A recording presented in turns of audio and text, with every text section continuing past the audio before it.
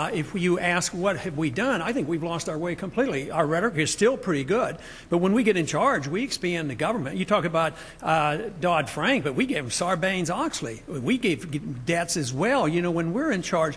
So if it means limited government, you have to ask a basic question: what should the role of government be? The founders asked that question, had a revolution, wrote a constitution, and they said the role of government ought to be to protect liberty. It's not to run a welfare state and not to be the policeman of the world. And so if you're going to conservative, how can you be conservative and cut food stamps, but you won't cut spending overseas? There's not a nickel or penny that anybody will cut on the conservative side overseas spending, and we don't have the money. They're willing to start more wars. So I say if you're conservative, you want small government across the board, especially in personal liberty. What's wrong with having the government out of our personal lives? So this is what we have to decide: what conservative means, what limited government means. Now I have a simple suggestion. We have a pretty good guide, and if we follow the Constitution, government would be very small, and we would all be devoted conservatives. Governor Romney again tonight.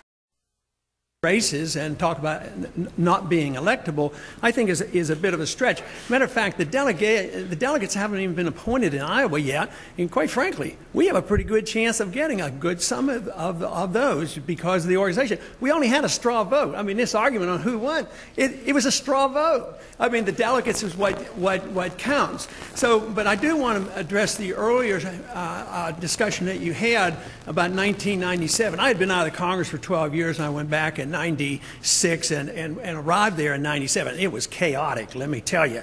It was a mess, and it was a mess for 12 years. And Newt had a big job on his hand, but he really had to attack the conservatives, and he did it boldly.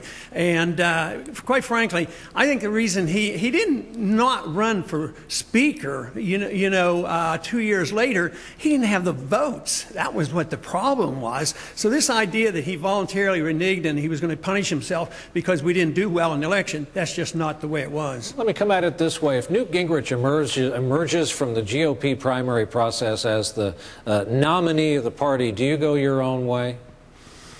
Well, I've done a lot of that in my lifetime. I should be more specific. Will you run as a third-party candidate? I have no plans to do that, no intention, and when I've been pressed on it, they asked me why, and I said I don't want to. But I haven't been an absolutist. When I left Congress, I didn't have many plans on going back, but I did after 12 years. I went back to medicine. So no, I don't have any plans to do that, no. Would you support a Newt Gingrich as nominee of the GOP? Well, he keeps hinting about attacking the Fed, and he talks about gold. Now, if I could just change him on foreign policy, we might be able to talk business. Speaker Gingrich, you willing to adjust? That literally created this problem, and it was compounded. First, the line of credit to the Federal Reserve, it was excessive. Everybody now admits in Washington interest rates were kept too low too long. But not only that, in addition to that, it was an insult to injury because they kept interest rates especially low with Freddie Mac and Fannie Mae, and there was a line of credit there, and it was a guarantee. Matter of fact, I had introduced legislation 10 years before the bubble burst to eliminate that line of credit. But then the Community Reinvestment Act added more fuel to it, forcing banks to make loans that are risky loans. So the whole bubble was easily seen. The consequences were anticipated. It was all government manufactured. But the question is what do you do after you come upon a mess that the government and the politicians created?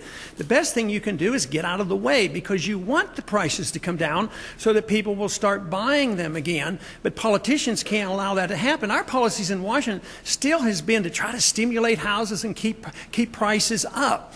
But this whole thing about how we get involved in this low interest rate to stimulate the economy, almost everybody in Washington now, and almost all spectrums of the economic sphere, do not believe in wage and price controls, but they believe in controlling interest rates. That's one half of the whole economy, and here we have a bunch of guys getting in a room in secret deciding what interest rates should be, and they create this mess. So yes, we need to get out of the way, but instead, the debt has to be liquidated.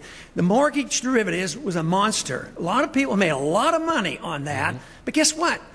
Federal Reserve, to the tune of trillions and trillions of dollars, as well as TARP funds, were used to bail out the people that made all this money. Guess what happened to the bad debt? They should have been wiped off the book. They should have gone bankrupt. It was dumped on the taxpayers. And the taxpayers still have it. And as long as you maintain that debt on the books, you're not going to have growth. This is why Japan hasn't recovered. We're in 4 years now, and it's going to continue until we understand who creates the business cycle, how it happens, and what you have to do to get out of it. Gentlemen, 30 seconds, please, on this, starting with Governor Romney. I don't like the isolationism of not talking to people. I was drafted in 1962 at the height of the Cold War when the missiles were in Cuba. And the Cold War is over. And I think we propped up Castro for 40-some years because we put on these sanctions, and this only used us as the scapegoat. He could always say, anything wrong, it's the United States' fault. But I think it's time to quit this isolation business of not talking to people. We talked to the Soviets, we talked to the Chinese, and we opened up trade. And we're not killing each other now. We fought with the Vietnamese for a long time. We finally gave up, started talking to them. Now we trade with them. I don't know why the Cuban people should be so intimidated. Brett, I don't know where you get this assumption that all of a sudden all the Cubans that come over here, I would thought they were going to celebrate and they're going to have a lot more freedom if we would only open up our doors and say, we want to talk to you and trade with you and come visit. Sometimes they can't even send packages down there. I think we're living in the dark ages when we can't even talk to the Cuban people. I think it's not 1962 anymore, and we don't have to use force and intimidation and overthrow in governments. I just don't think that's going to work. Senator Santorum. To close the Straits of Hormuz, and that's a blockade. We're blockading them. Can you imagine what we would do if somebody blockaded the Gulf of Mexico? That would be an act of war. So the act of war has already been committed, and this is a retaliation. But besides, there's no interest whatsoever for Iran to close the Straits of Hormuz. I mean, they need it as much as we do. I mean, so you have to put that in a perspective. But this whole idea that we have to go to war because we've already committed an act by blockading the country, and I don't see. And I think Newt is right. I think he's wrong about World War II. I think the people were ready because we did it properly and we declared it and we won it quickly. But no, the people are not ready. We don't have any money. We have too many wars. The people want to come home, and they certainly don't want a hot war in Iran right now. And I think that would be the most foolish thing in the world to do right now is take on Iran. Right now. Have one language. I mean, we can't have multiple languages, so for legal reasons we would have one language.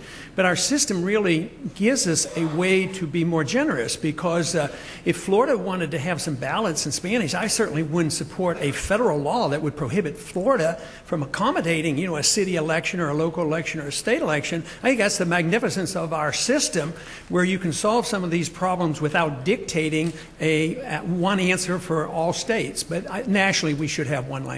Speaker, financing of the Everglades preservation. Sure, I don't see any reason to go after that. I would still look into the details on whether that could be a state issue or not. But with all the wars going on and the economy is in shambles as it is, and the unemployment, to worry about dealing with that program, we could do it in a theoretical sense, but I would see no reason to complicate things, but I wouldn't have any desire to interfere with that. At this point, that situation doesn't come up very often. It should teach us all a lesson to have living wills, or a good conversation with a spouse. I would want my spouse to make the decision, but it's better to have a living will. But I don't like going up the ladder. We go to the federal courts and the Congress and on up. Yes, difficult decisions. Will it be perfect for everybody? Not. But I would have preferred to see the decision made at the state level. But I've been involved in medicine with things similar, but not quite as difficult as this.